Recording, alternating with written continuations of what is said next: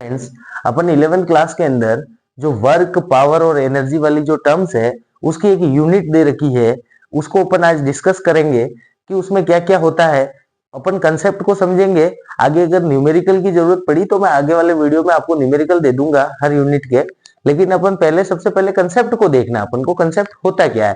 अब जैसे मैं बात करता हूँ ओनली फॉर, अपने पास में तीन टर्म्स है। एक तो है अपने पास में वर्क है, दूसरा क्या है एनर्जी है, और तीसरा जो टर्म्स आता है वो अपने पास में है पावर। इन तीनों टर्म्स को अपन को समझना है, सबसे पहला काम। ठीक है, तो वर्क जो होता है, वर्क क्या होता है, तो वर्क की सबसे पहले अपन क्या करेंगे, डेफिनेशन को समझने से पहले सबसे पहले फॉर्मूला बेस्ड अपन कंसेप्ट समझेंगे कि वर्क होता क्या है। तो एक ब्लॉक है अपने पास में, अगर इस ब्लॉक को मैं अगर यहां पर डिस्प्लेस करना चाहता हूं, यहां पर इस ब्लॉक को लाना चाहता हूं या डिस्प्लेस करना चाहता हूं, तो यहां पर डिस्प्लेसमेंट करेंगे तो डी डी डिस्टेंस पे आ गया ये ब्लॉक। जब ये डी डिस्टेंस पे अपन को लाना है तो अपन को एक प्रकार का क्या लगाना पड़ेगा, फोर्स लगाना पड़ेगा। ठीक है, और फोर्स की डायरेक्शन में ही आपको क्या मिलेगा, डिस्प्लेसमेंट मिलेगा। अब ये जो डिस्प्लेसमेंट मिल रहा है अपन को फोर्स की डायरेक्शन में, उसका अगर मैं फोर्स की डायरेक्शन में जो डिस्प्लेसमेंट मिल रहा है, इन दोनों का अगर मैं मल्टीप्लाई करता हूं, एफ इंटू डी करता हूं, तो वो मेरे को क्या मिलता है, वर्क मिलता है। क्या मिलता है, वर्क मिलता है। अब ये जो वर्क है, फोर्स की यूनिट क्या होती है, न्यूटन होती है, और डिस्टेंस की यूनिट को क्या लिखा जाता है, मीटर में लिखा जाता है। इसका मतलब वर्क की यूनिट क्या हो गई, न्यूटन मीटर। अब ये जो वर्क जो होता है, अब इसमें दोनों अपने पास में वेक्टर फॉर्मेशन है। एफ भी वेक्टर में आएगा और डी भी किस में आएगा, वेक्टर में आएगा। ये एफ जो फोर्स है ये भी क्या है, वेक्टर में है, सदिश राशि है। और डी भी क्या है, आपका डिस्प्लेसमेंट है। क्योंकि डिस्टेंस होती है वो अदिश राशि मैंने बताया हुआ है, लेकिन डिस्प्लेसमेंट को अपन सदिश राशि के रूप में लेंगे। और जब इस डिस्प्लेसमेंट को सदिश राशि के रूप में लिया, तो जब ये सदिश है और ये भी सदिश है, और इन दोनों का अगर मल्टीप्लीकेशन करते हैं तो वो अदिश गुणनफल प्राप्त होता है। इसीलिए कहीं पे भी आप देखोगे तो W equal to F dot d दिखेगा आपको। सबसे पहले तो ये कंसेप्ट मैं आपको समझाना चाहता था कि सदिश का अगर सदिश से हमेशा गुणनफल करेंगे तो वो क्या आएगा, अदिश आएगा। मतलब वेक्टर का वेक्टर से करेंगे तो वो स्केलर क्वांटिटी आपको देगा। ये जैसे वेक्टर क्वांटिटी है, लिख देता हूं मैं आपके लिए, ये वेक्टर है और ये भी क्या है, वेक्टर क्वांटिटी है। अगर इस वेक्टर का वेक्टर से मल्टीप्लाई किया तो वो क्या देगा, आपको स्केलर देगा। ये अपने पास में फॉर्मूला आ गया वर्क का।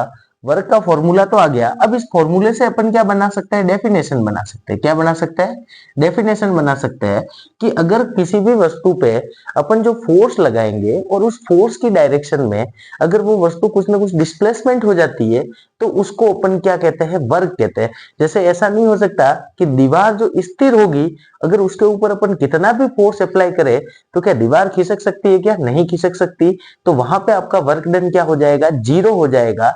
और अब ये जो वर्क होता है, इसका जो फॉर्मूला आया एफ इंटू डी, और इसकी जो यूनिट आई न्यूटन मीटर।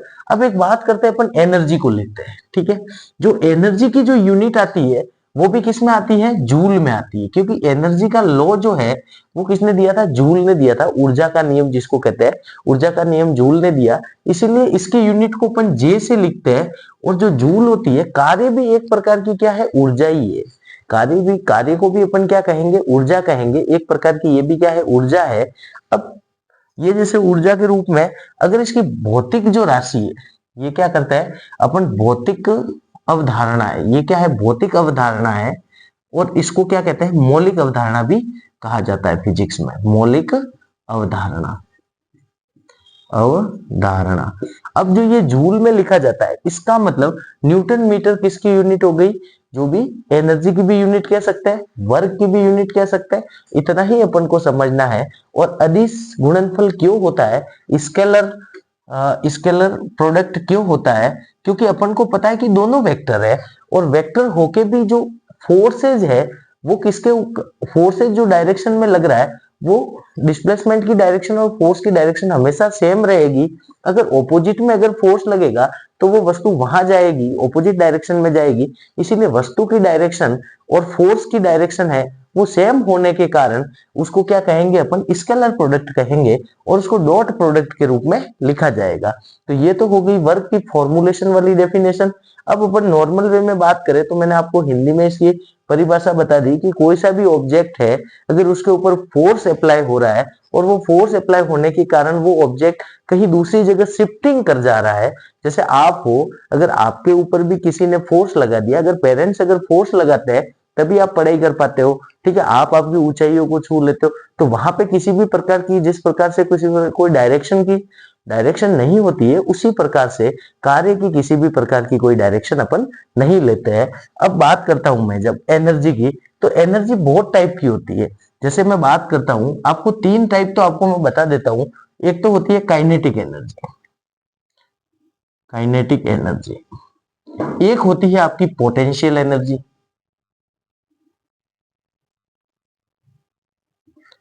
एक होती है आपकी कौन सी, पोटेंशियल हो गई, काइनेटिक एनर्जी हो गई। दो तो मेन एनर्जी में आती है जो मैकेनिकल एनर्जी के रूप में वर्क करती है, मैकेनिकल एनर्जी के रूप में। अपन नॉर्मल वे में बात करते हैं, एक ह्यूमन लाइफ में बात करते हैं।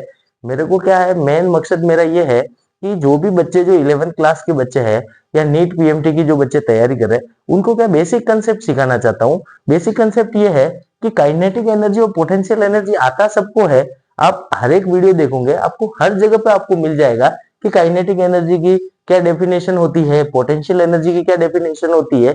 लेकिन जो पोटेंशियल है, आपने इस वर्ड को लेना है, पोटेंशियल होता क्या है। जब आपने कभी कहीं सुना होगा कि भाई तेरे अंदर पोटेंशियल कितना है, पोटेंशियल मतलब कार्य करने की क्षमता कितनी है तेरे अंदर, तो जो पोटेंशियल होगा वो एक प्रकार की कौन सी एनर्जी होगी, स्थिर एनर्जी। कौन सी एनर्जी होगी, स्थिर ऊर्जा होगी। अब ये जो स्थिर ऊर्जा है, अब ये पोटेंशियल एनर्जी सबके पास में होती है, किस किस में कितनी पोटेंशियल है वो खुद को ही पता रहता है। अब ये जो पोटेंशियल है, स्थिर ऊर्जा है, अब ये क्या करेंगे, जब ये स्थिर ऊर्जा है, अगर अपन कहीं पे वर्क करेंगे, क्या करेंगे, वर्क करेंगे, तो वो स्थिर एनर्जी किस में ट्रांसफर हो जाएगी, काइनेटिक एनर्जी में। क्योंकि आपने फॉर्मूला देखा होगा, स्थिर एनर्जी का फॉर्मूला मैं लिखता हूं mgh, ये तो आपको सबको पता है। स्थिर एनर्जी का फॉर्मूला क्या लिखा जाता है, mgh। ये क्या करता है, हाइट पे डिपेंड करता है। मतलब हाइट पे, मतलब अपन जैसे मैकेनिकल वर्ड में यूज करेंगे तो हाइट लेंगे, बाकी अगर अपन नॉर्मल में ह्यूमन लाइफ की बात करेंगे तो अपन हाइट नहीं मान के उसकी जो स्थिर, जो उसके अंदर पोटेंशियल है, उसकी जो क्षमता है कार्य करने की, या किसी भी प्रकार का कोई भी, जैसे पढ़ाई करने की क्षमता ले लो, कोई सा भी काम करने की क्षमता ले लो, तो वो जो क्षमता होती है या कैपेसिटी जिसको बोलते हैं, वो क्या होती है, आपकी स्थिर एनर्जी होती है। तो मैकेनिकल में अपन इसको यूज करते हैं एमजीएस टर्म में, और काइनेटिक एनर्जी को यूज किया जाता है। काइनेटिक एनर्जी का फॉर्मूला भी लिख रहा हूं मैं, जिसको के शॉर्ट फॉर्म लिखते हैं। काइनेटिक एनर्जी का फॉर्मूला होता है हाफ एम वी स्क्वायर। तो ये हाफ एम वी स्क्वायर है। यहाँ पे आपने देखा होगा वेलोसिटी आया, देखो मास दोनों में है, कोई दिक्कत नहीं है। ग्रेविटेशनल है, तो ग्रेविटेशनल क्या है भाई, गुरुत्वाकर्षण जो है पृथ्वी का सबका सेम ही रहता है हर पॉइंट पे, हाइट के आधार पे चेंज होता है माना कि, ठीक है। तो अपने जो 9.8 लेते हैं, इसकी वैल्यू, जी की वैल्यू क्या लेते हैं, 9.8 ली जाती है। 9.8 यूनिट पीछे लगाना मत भूलना, मीटर पर सेकेंड स्क्वायर, ठीक है। तो मास ये है इसका, यहाँ पे भी मास आ गया, कोई चेंजेस नहीं है। लेकिन ये जो वेलोसिटी इसमें आया, एक टर्म्स आया वेलोसिटी, इसका मतलब क्या होता है कि अगर मेरे पास में पोटेंशियल है या कैपेसिटी है किसी काम को करने की, अगर वो मैं काम करता हूं, तो उसके वेलोसिटी में कुछ ना कुछ चेंजेज आएगा। इसका मतलब उसके डिस्प्लेसमेंट में चेंजेज आएगा, वो डिस्प्लेस होगा एक जगह से किसी दूसरी जगह पे। अब जो वो डिस्प्लेस हो रहा है, तो डिस्प्लेस होगा तो ऑफिशियली एक चीज बताता हूं कि वेलोसिटी पिक्चर में आएगी। ये जो वेलोसिटी पिक्चर में आई, इसका मतलब जो स्थिर ऊर्जा है वो किस में चेंज हो गई, काइनेटिक एनर्जी में चेंज हो गई। अपन ने ये तो देख लिया कि mgh जो 9.8 किसकी वैल्यू ली, g की वैल्यू ले ली, और kinetic energy half m v square फॉर्मूले में अपन ने देखा कि वो चीज डिस्प्लेस हुई है, इसीलिए वेलोसिटी पिक्चर में आई है। तो अपन ने देख लिया कि स्थिर ऊर्जा जो है वो ट्रांसफर किस में हो गई या कन्वर्ट किस में हो गई, काइनेटिक एनर्जी में हो गई। अब अपन बात करते हैं वापिस एक टर्म्स में आते हैं, वर्क डन के टर्म्स में, जो ये डॉट प्रोडक्ट होता है। आपको मैंने बताया था कि डॉट प्रोडक्ट क्या होता है, क्रॉस प्रोडक्ट क्या होता है। जो वेक्टर वाला अपना जो टॉपिक है, या वेक्टर वाला जो भी मैंने वीडियो बनाया है, उसमें देखोगे आप कि डॉट प्रोडक्ट का मतलब क्या होता है। जब मैं डॉट लिखता हूं, इसका मतलब क्या होता है, W equal to F d cos theta. Main आपका जो क्वेश्चन आता है, नीट दो, चाहे पीएमटी दो, चाहे आईआईटी दो, जेईई दो, एनडीए दो, कोई सा भी आप गवर्नमेंट एग्जाम जब भी देते हो तो वहां पे एक क्वेश्चन यहां से बनता है कि ये जो फॉर्मूला होता है, अब आपको क्वेश्चन ये नहीं आएगा कि वर्क डन क्या होगा, आपको यूं पूछा जाएगा कि वर्क डन जीरो कब होगा। तो वर्क डन जीरो कब होगा, किस कंडीशन में जीरो होगा। तो यहाँ पे अपन देखेंगे, इसको थोड़ा हटा देता हूं, वहां पे अपन देखेंगे कि ये वर्क डन जीरो कब होगा, क्योंकि डॉट की वजह से यहाँ पे क्या आता है, कॉस थीटा आता है। अगर यहाँ पे मैंने बताया हुआ है कि क्रॉस अगर प्रोडक्ट होता तो यहाँ पे क्या आता, साइन थीटा आता। अब ये जो एफ डी कॉस थीटा है, अब मैं थीटा की वैल्यू कितनी रखी जाए कि ये पूरा क्या बन जाएगा, जीरो बन जाएगा। तो थीटा आपने देखा होगा, मैंने ये भी बता रखा है कि साइन थीटा और कॉस थीटा, साइन जीरो पे जीरो, 1/2, एक 1 बाय, उल्टा लिखना है बस, इसको कुछ नहीं करना, 1/2 और zero, 0 degree, 30 degree, 45 degree and 60 degree and 90 degree, यहां तक अपन को वैल्यू पता होनी चाहिए, ये नॉर्मल है। ठीक है, तो अब मेरे बताओ कि cos थीटा अगर 90 डिग्री होगा तो इसकी वैल्यू कितनी आ जाएगी, जीरो आ जाएगी। तो यहाँ पे जो cos थीटा है, अगर मैं थीटा की वैल्यू 90 डिग्री रखूं, इसका मतलब W इजिकल टू क्या बन जाएगा, जीरो बन जाएगा।